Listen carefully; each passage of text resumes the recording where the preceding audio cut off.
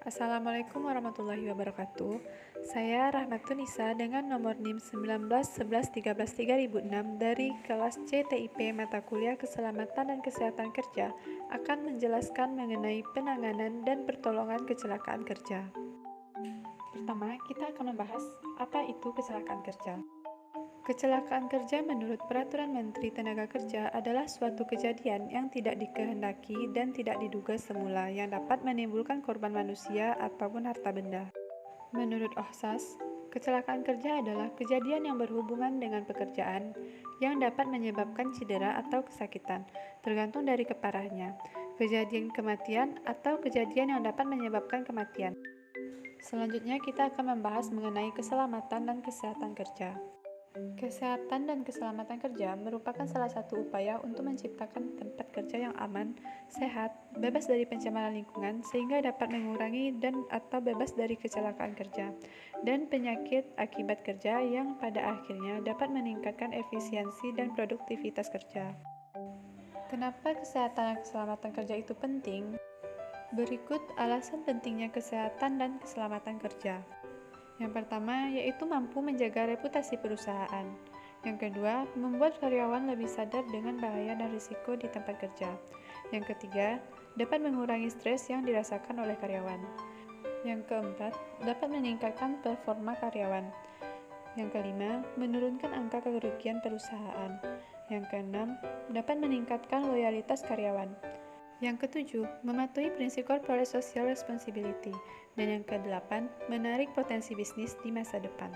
Selanjutnya, kita akan membahas mengenai penyebab terjadinya kecelakaan kerja. Penyebab terjadinya kecelakaan kerja dapat berasal dari tindakan tidak aman dari manusia, yaitu seperti melaksanakan pekerjaan tanpa wewenang, atau yang berwenang gagal mengamankan atau memperingatkan seseorang. Yang kedua, menjalankan alat atau mesin dengan kecepatan di luar batas aman. Yang ketiga, menyebabkan alat-alat keselamatan tidak bekerja. Yang keempat, menggunakan alat yang rusak. Yang kelima, bekerja tanpa prosedur yang benar. Yang keenam, tidak menggunakan pakaian pengaman atau alat pelindung diri. Yang ketujuh, menggunakan alat secara salah. Yang kedelapan, melanggar peraturan keselamatan kerja. Yang kesembilan, bergurau di tempat kerja atau bergurau saat bekerja. Dan yang terakhir, mabuk atau ngantuk saat melakukan suatu pekerjaan. Penyebab terjadinya kecelakaan kerja selanjutnya yaitu karena keadaan yang tidak aman. Yang pertama, peralatan pengamanan yang tidak memenuhi syarat bahan atau peralatan yang rusak atau tidak dapat dipakai. Yang kedua, ventilasi dan penerangan kurang. Yang ketiga, lingkungan yang terlalu sesak, lembab, dan bising. Yang keempat, bahaya ledakan atau terbakar. Yang kelima, kurang sarana pemberi tanda seperti tanda bahaya. Dan yang keenam, keadaan udara beracun. Selanjutnya, kita akan membahas mengenai akibat dari kecelakaan kerja. Beberapa akibat yang dirasakan oleh pegawai yang mengalami kecelakaan kerja diantaranya kematian jika memang kecelakaan yang terjadi masuk kategori sangat berat. Yang kedua, cacat jika sampai kecelakaan tersebut membuat anggota atau organ tubuh tertentu menjadi tidak berfungsi secara normal.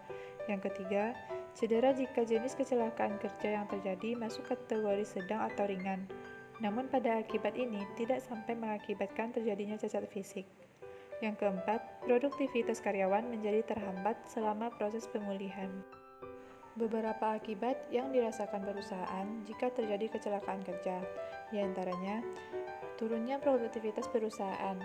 Yang kedua, perusahaan harus mengeluarkan biaya pengobatan bagi karyawan yang terluka ataupun biaya santunan bila karyawan tersebut meninggal. Yang ketiga, terjadi kecelakaan berat yang mengakibatkan rusaknya peralatan atau bangunan yang merupakan aset perusahaan. Yang keempat, bisa membuat rusaknya produk dan bahan-bahan. Yang kelima, ada upah yang harus dibayarkan perusahaan selama karyawan belum bisa bekerja lagi. Yang keenam, berpotensi mengakibatkan turunnya kemampuan karyawan setelah kembali bisa bekerja. Bisa karena kondisi fisik yang tidak normal sebelumnya maupun turunnya semangat kerja karyawan. Dengan kata lain, hal ini berpengaruh terhadap produktivitas pabrik.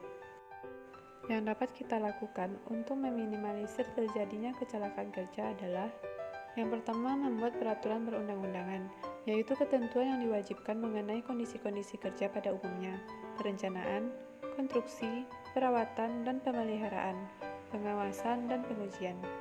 Selanjutnya, standarisasi, yaitu penetapan standar-standar resmi, setengah resmi, atau tidak resmi, mengenai misalnya konstruksi yang memenuhi persyaratan keselamatan kerja.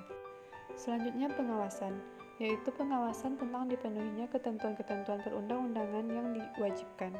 Selanjutnya, penelitian yang bersifat teknik, yaitu meliputi sifat dan ciri-ciri bahan yang berbahaya, pengujian alat-alat pelindung diri, penelitian tentang pencegahan, peledakan gas, debu, dan bahan lainnya. Selanjutnya, pendidikan, yaitu mengenai kesehatan dan keselamatan kerja. Dan yang terakhir, pelatihan, yaitu pelatihan kerja bagi tenaga kerja baru.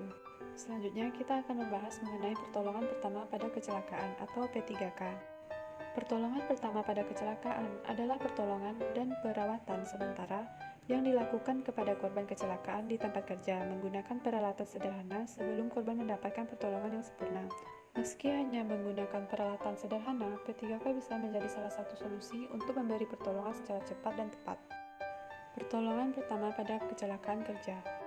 Yang pertama, jangan panik. Yang kedua, jauhkan korban dari kecelakaan berikutnya. Yang ketiga, perhatikan pernafasan, denyut jantung, pendarahan, dan tanda-tanda shock. Yang keempat, jangan memindahkan korban secara terburu-buru. Yang kelima, segera rujuk ke pusat pengobatan terdekat. Kecelakaan dalam pekerjaan memang bukan sesuatu yang diinginkan oleh siapapun, termasuk pekerja. Meski demikian, perusahaan wajib menyediakan berbagai sarana-prasarana untuk mengantisipasi terjadinya kecelakaan di tempat kerja. Bagi perusahaan yang peduli dengan keselamatan dan kesehatan pekerjanya, menyediakan fasilitas dan petugas P3K merupakan kewajiban yang pasti ada.